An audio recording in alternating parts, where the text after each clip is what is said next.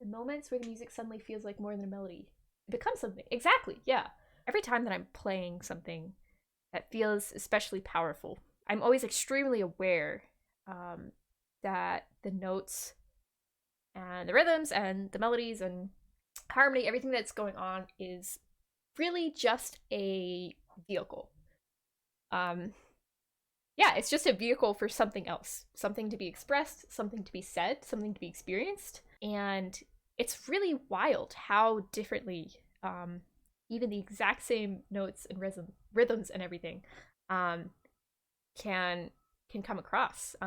Like even the most simplest things can hold like life if you like bring that to it and you let it breathe and you recognize that there's like something there. But if you don't look at it that way, if you're just looking at it as like notes and rhythms and patterns, then you're not going to find that. And I feel like I often approach improv that way on stream, where I'm just like, okay, gotta come up with like a new melody, and I'm just like so focused on like the uh, surface level of it. But the best moments always come when I'm somehow able to get past that and um, be like reaching and like trying to find and figure out and like struggling with grappling with something more, something that's much further beyond those things. Sometimes I make faces as the music surprises me as I'm playing. Interesting. Yeah. I feel like a lot of times faces can be a response to. I like that. Yeah, a response to a surprise in a way. Almost like a discovery. Like I feel like oftentimes when you're playing, sometimes even when you're playing a piece you've played a lot of times, that's what's like really beautiful about.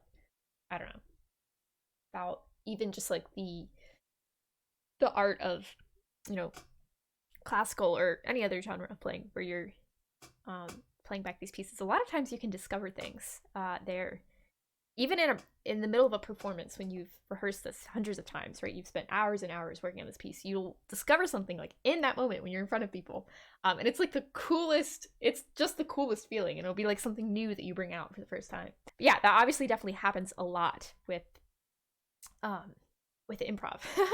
A lot of times you'll be playing something and you'll like think of something you can do, um, or you'll like hear something, or I don't know, make some kind of connection.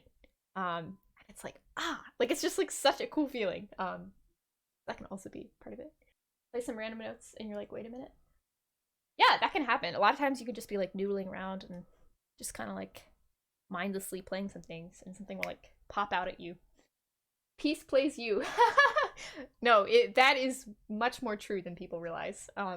We are a lot less in control of the music than it might seem. I feel like that's true of pretty much probably all high level musicians would admit that. There's a small part that you play um, in the process of creating the music, but there is a much larger part that is completely outside of you. My go to analogy for music is a drink. The ice is the lyrics, feelings, etc., and the liquid is the music. It fills in the gaps completely, taking up all the empty space, brings fullness to the class. That is very interesting. I've never heard that analogy, but yeah, it makes sense. My favorite lyrics are ones that make no sense to me but sound like they made sense to the person who wrote them. The feeling expressed is more important than the literal story. Yeah, it's almost like if you believe that you're saying something, if you have something to say and you use the music as a means of saying that, it can still be powerful, even like regardless of what it is. I think a song that is played with heart and with somebody who's invested, I think can be much more powerful, like a simple song like that, than even something that has maybe is written better or has like more extensive harmony, or even just more solid harmony. I think like what you bring to it can oftentimes really overshadow um, what's there in the notes and rhythms, etc.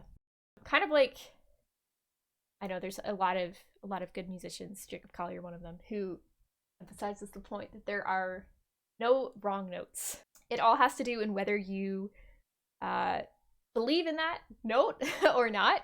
And oh, what is, I think there's a Miles Davis quote I saw recently.